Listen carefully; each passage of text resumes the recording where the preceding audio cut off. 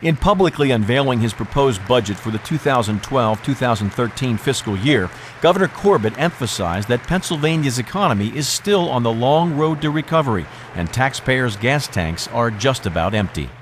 State government has less revenue because our citizens have less for themselves. We can't ask people to travel the road to recovery and then turn around and add to the burden they must carry along the way.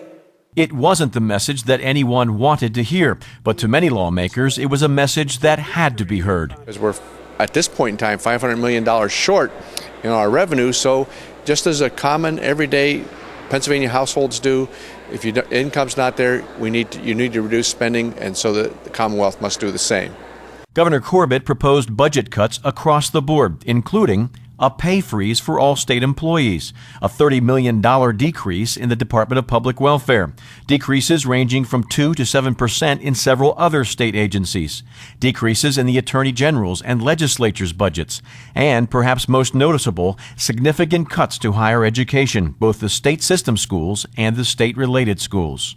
On K-12 basic education, the governor proposed to increase the value schools receive from their allocation by eliminating some of the strings that the state had attached to education funding in the past. Right now, education spending is bound up in a thicket of outdated and time-consuming regulations and mandates.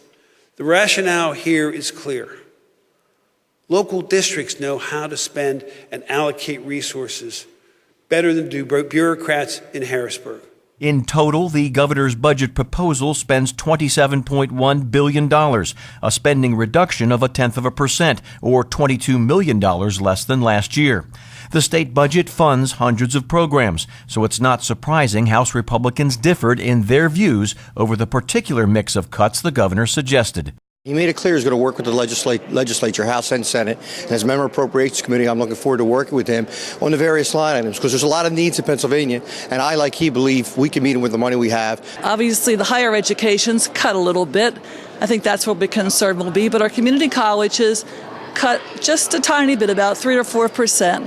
But we have to remember, this is just the beginning. We're just heard what he had to say today, so now it's our job as legislators to improve the budget and come out with something that's going to make everyone happy and that we can work with. But nearly all agreed that the best choice for long-term economic growth was to hold the line on spending rather than raise taxes. I think the governor and I are in complete accord. We would rather our Pennsylvanians be taxed less and have more opportunity. I truly believe that'll create jobs, which is the catalyst for everything else. The governor's budget address was the start of a process that won't end until lawmakers go through a line-by-line review of the proposal, seek further information through extensive budget hearings, and make the changes they believe are necessary. House Majority Leader Representative Mike Torzai says they will be thorough, but they'll finish their work on time. This proposal is just the beginning, but it sets parameters that we can live within. No tax increases, no reckless borrowing, and responsible spending of the $27.1 billion in taxes that we collect from families and businesses throughout this Commonwealth. You can see the governor's entire budget proposal online. Just go to PAHouseGOP.com.